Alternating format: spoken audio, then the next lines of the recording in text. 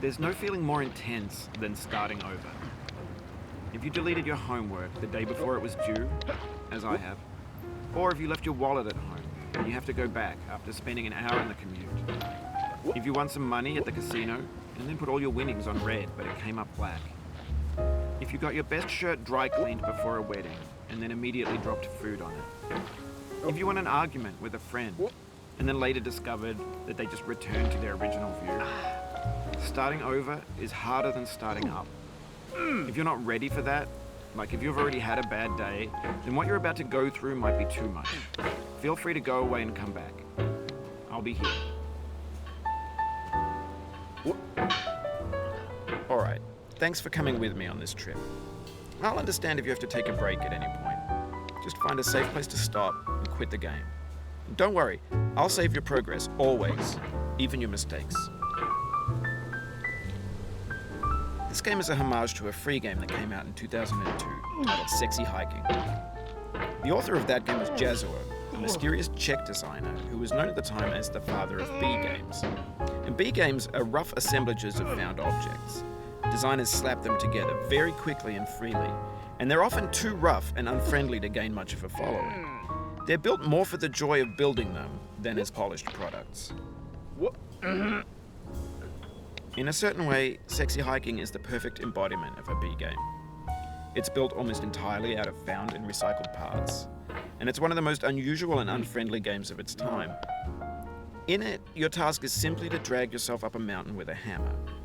And that act of climbing, in the digital world or in real life, has certain essential properties that give the game its flavor. No amount of forward progress is guaranteed. Some cliffs are too sheer or too slippery, and the player is constantly, unremittingly in danger of falling and losing everything. Anyway, when you start Sexy Hiking, you're standing next to this dead tree that blocks the way to the entire rest of the game. It might take you an hour to get over that tree, and a lot of people never got past it. You prod and you poke at it, exploring the limits of your reach and your strength, trying to find a way up and over. And there's a sense of truth in that lack of compromise. Most obstacles in video game worlds are fake. You can be completely confident in your ability to get through them once you have the correct method or the correct equipment or just by spending enough time. In that sense, every pixelated obstacle in Sexy Hiking is real. The obstacles in Sexy Hiking are unyielding, and that makes the game uniquely frustrating. But I'm not sure Jazzuo intended to make a frustrating game. The frustration is just essential to the act of climbing, and it's authentic to the process of building a game about climbing. A funny thing happened to me as I was building this mountain. I'd have an idea for a new obstacle, and I'd build it, test it, and it would usually turn out to be unreasonably hard. But I couldn't bring myself to make it easier. It already felt like my inability to get past the new obstacle was my fault as a player rather than as a builder. Imaginary mountains build themselves from our efforts to climb them, and it's our repeated attempts to reach the summit that turns those mountains into something real. When you're building a video game world, you're building with ideas, and that can be like working with quickset cement. You mold your ideas into a certain shape that can be played with, and in the process of playing with them, they begin to harden and set until they're immutable, like rock. And at that point, you can't change the world. Not without breaking it into pieces and starting fresh with new ideas. For years now, people have been predicting that games would soon be made out of prefabricated objects, bought in a store and assembled into a world. And for the most part, that hasn't happened, because the objects in the stores are trash. I don't mean they look bad or that they're badly made, although a lot of them are. I mean they're trash in the way that food becomes trash as soon as you put it in the sink. Things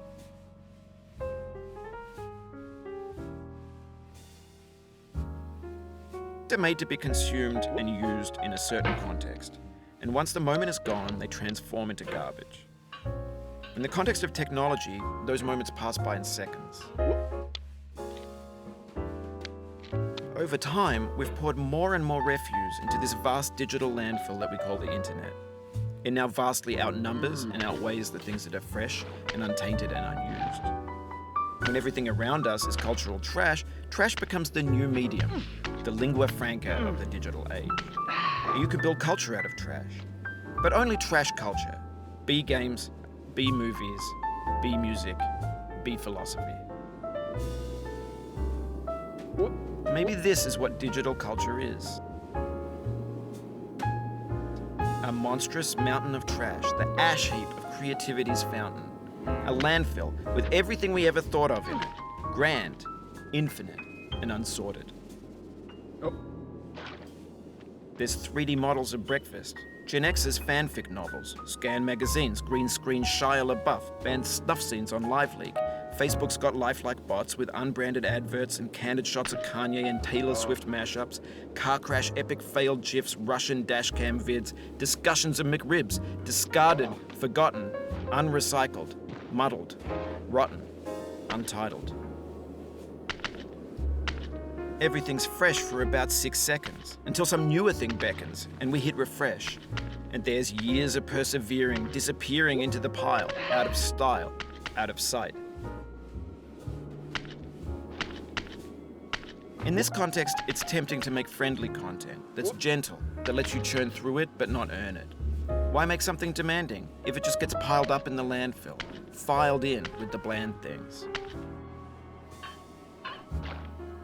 When games were new, they wanted a lot from you. Daunting you, taunting you, resetting and delaying you. Players played stoically.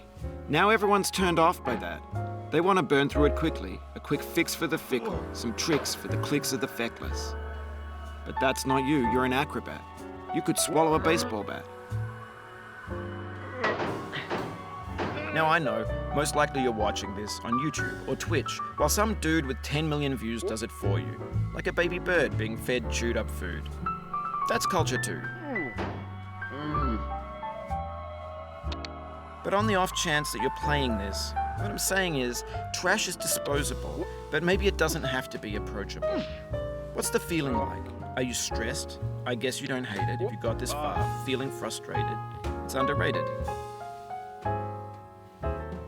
An orange is sweet, juicy fruit locked inside a bitter peel.